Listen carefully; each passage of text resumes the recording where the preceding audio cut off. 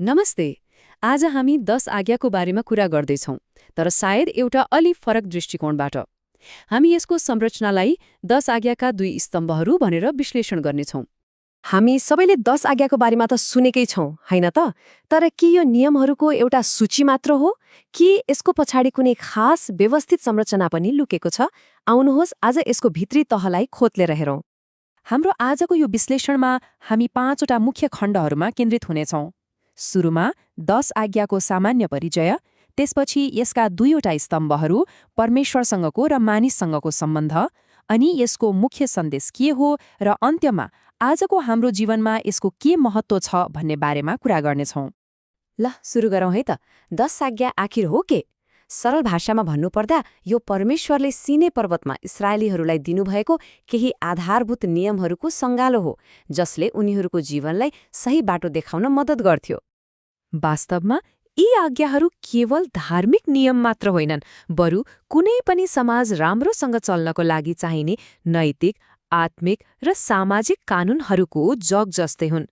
त्यसैले यसलाई असल आचरणको लागि एउटा विश्वव्यापी मार्गचित्र पनि भन्न सकिन्छ।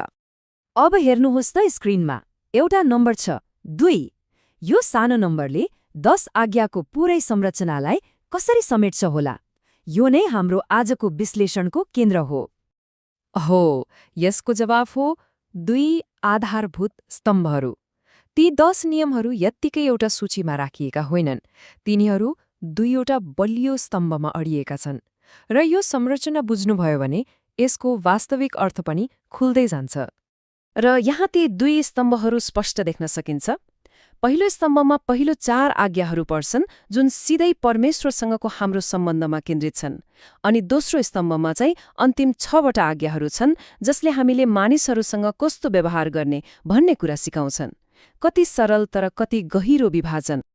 ल अब पहिलो स्तम्भभित्र अलि गहिरिएर जाउँ, परमेश्वरसँगको सम्बन्ध। यी आज्ञाहरूले हाम्रो विश्वासको जग बसाल्छन्। यी पहिलो 4 आज्ञाहरूले परमेश्वरलाई पहिलो स्थान दिन सिकाउँछन्। जस्तै उहाँ बाहेक अरू कुनै देवता नमान्नु, कुनै मूर्ति नबनाउनु, उहाँको नामको दुरुपयोग नगर्नु र शबात दिनलाई पवित्र राख्नु। यो सबै परमेश्वरप्रतिको प्रेम र आदरमा आधारित छ। यो पहिलो स्तम्भको सारलाई यो एउटा पदले एकदमै राम्रोसँग बताउँछ। यसको मुख्य सन्देश भनेकै परमेश्वरलाई आफ्नो सम्पूर्ण तन, मन र शक्तिले प्रेम गर्नु हो। अब परमेश्वरसँगको सम्बन्धपछि पालो आउँछ हाम्रो सामाजिक जीवनको, अर्थात् दोस्रो स्तम्भ, मानिससँगको सम्बन्ध। यी बाँकी 6वटा आज्ञाहरू चाहिँ हाम्रो सामाजिक जीवनसँग जोडिएका छन्।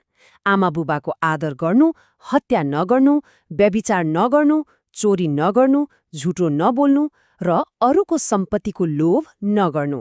यी नियमहरूले नै समाजमा शान्ति र न्याय कायम राख्न मद्दत गर्छन्। र ठिक त्यसै गरी दोस्रो स्तम्भको मुटु चाहिँ यो अर्को महान आज्ञा हो। आफ्नो छिमेकीलाई अर्थात् अरू मानिसहरूलाई आफूलाई जस्तै प्रेम गर। अब जब हामी यी दुवै स्तम्भहरूलाई जोडेर हेर्छौँ, तब 10 आज्ञाको वास्तविक केन्द्रबिन्दु देखिन्छ, र त्यो हो प्रेम।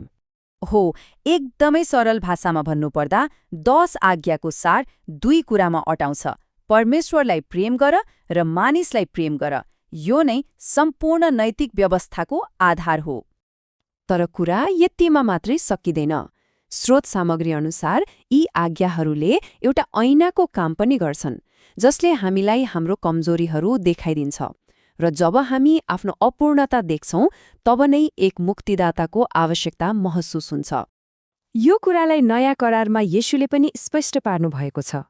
उहाँले भन्नुभयो, म यी नियमहरूलाई खारेज गर्न होइन, तर तिनको वास्तविक उद्देश्य पूरा गर्न आएको हुँ। यसले के देखाउँछ भने यी आज्ञाहरूको महत्त्व कहिल्यै कम हुँदैन, बरु अझ गहिरो हुन्छ। ल अब हामी सबैभन्दा महत्त्वपूर्ण खण्डमा आइपुगेका छौँ। हजारौं वर्ष पुराना यी नियमहरू आजको हाम्रो आधुनिक जीवनको लागि किन र कसरी सान्दर्भिक छन् त? किनभने यी आज्ञाहरू नियमहरूको सूची मात्र होइनन्, बरु यो त एउटा अर्थपूर्ण र पवित्र जीवन जिउने कालातीत मार्गदर्शन हो। यो परमेश्वर र मानिसहरूप्रतिको प्रेममा आधारित जीवन जिउने एउटा नक्सा जस्तै हो। त्यसैले अन्त्यमा यो विश्लेषण एउटा प्रश्नको साथ टुङ्ग्याउन चाहन्छु, यी प्राचीन तर गहिरा आज्ञाहरूले हाम्रो आजको व्यस्त र जटिल जीवनलाई कसरी सही बाटो देखाउन सक्छन्? यो प्रश्नमाथि विचार गर्न लायक छ।